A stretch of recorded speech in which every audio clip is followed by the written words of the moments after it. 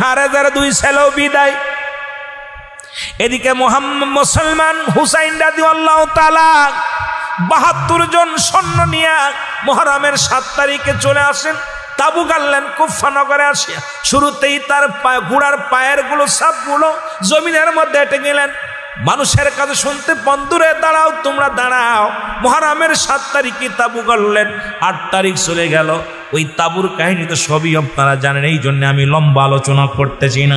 আমার বাবারা আমার, এই মুহররমের ৮ তারিখ চলে গেল, ৯ তারিখ আসলো।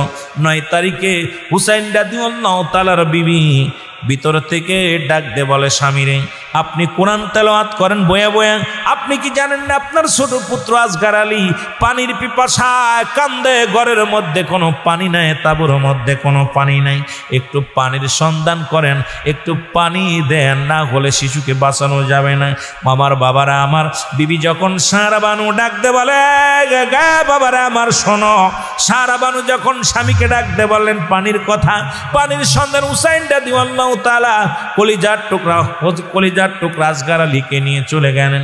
কোথায়? মুসলমান আমার, ওই ফোরাত নদীর কিনারায় যখন পানির সন্ধানে যাইয়া বলেন এজিদের সৈন্যরা, মুসলমান ২২,০০০ সৈন্য এজিদের, এরা পানির ফোরাত নদীর কিনারায় তারা এমন ভাবে ঘিরে রাখছে, একটু পানি দিবে না।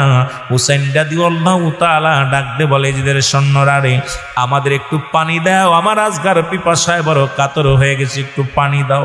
পানির জন্য যখন ওই কূপের কিনারায় দাঁড়াইয়া পানির মধ্যে যখন হাতটা দিয়া একটু পানি পান করাইবে, সঙ্গে সঙ্গে একটা তীর আসিয়া আলী আসগারের বুকের মধ্যে লেগে গেছে।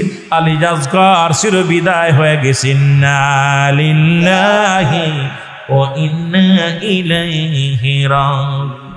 ছোট আকবর আলী, আসগার আলী বাবার মুখের দিকে তাকায়া ডাক দে বলে, বাবাজি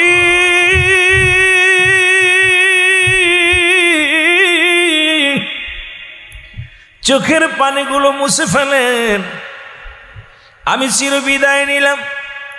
দুঃখিনী মাকে বুঝায় বলবেন, আদরের ভাইকে বুঝায় বলবেন, আপনার তাঁবুর মধ্যে আপনার কাফেলার মানুষদের বুঝায় বলবেন, আমার রাসূলুল্লাহ আমারে হাতছানি দিয়ে ডাকছে, আমি আরো বিদায় নিব, আর বেশিক্ষণ নয়।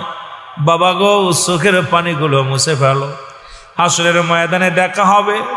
হাসরের ময়দানে আলী, আমি আকবর, আমি আলী আসগার, সেদিন বাবা গো এই রক্ত মাখা দেহখানা লইয়া আমি আপনার সামনে আদরের সন্তান দাঁড়ায়